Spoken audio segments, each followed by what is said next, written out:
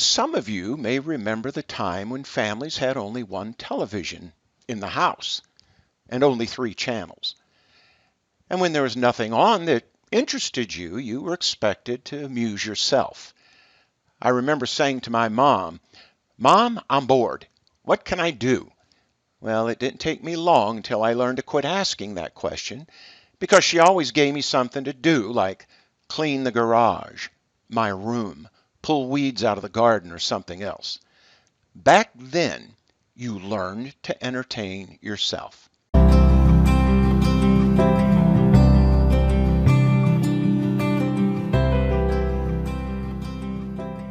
Today, things are much different. Households are primarily composed of both parents or a single parent working. Kids are in school or in daycare. Parents come home from work and have more work to do. They have to care for a home. They have meals to prepare, dirty laundry to wash, dry, and put away.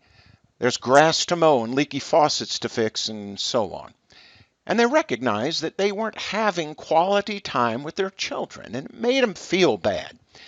And so, to alleviate a little bit of the guilt, they would think of ways to occupy their children's time. They would buy more toys, more games, and digital devices like computers and iPads and cell phones and so on. Now, the positive side of digital devices, we're told, is that they're not only entertaining, but they're promoted as being educational. That made parents feel even better.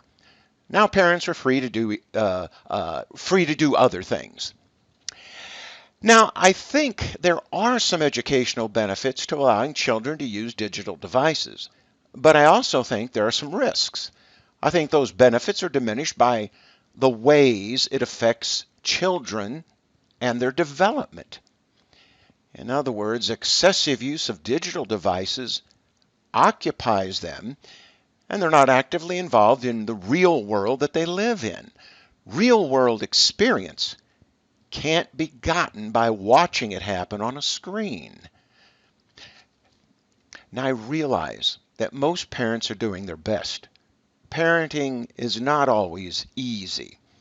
Sadly, parents are sometimes tempted to choose the fastest and easiest way and not the biblical way.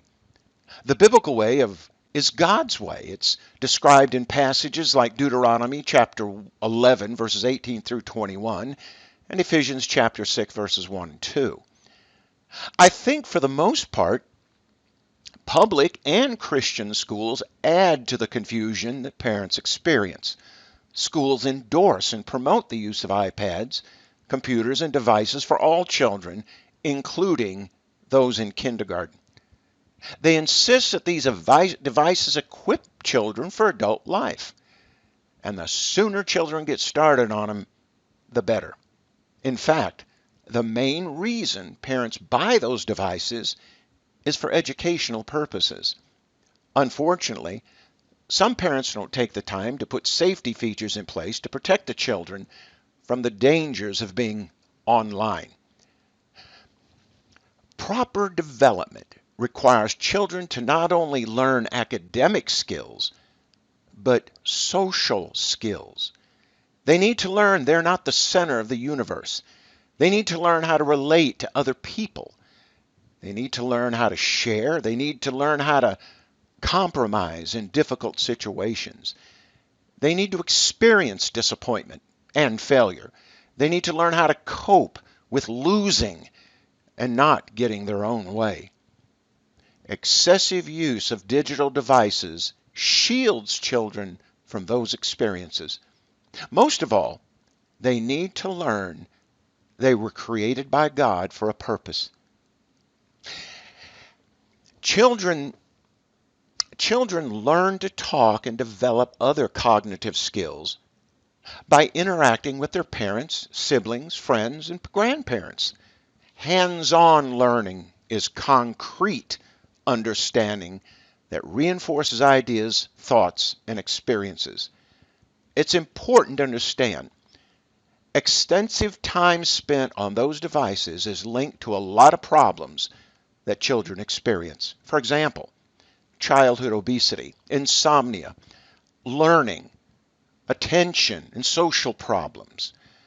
Excessive screen time takes away from other activities, activities that are known to be more beneficial to a child's growth and development. Think, mom and dad, of all the ways the internet has taken over our lives. We have become habituated to the constant checking of emails, social media, and gaming, and so on. We are in many ways more connected to the virtual world than we are to the world around us. It's idolatrous. Is that what we want for our children?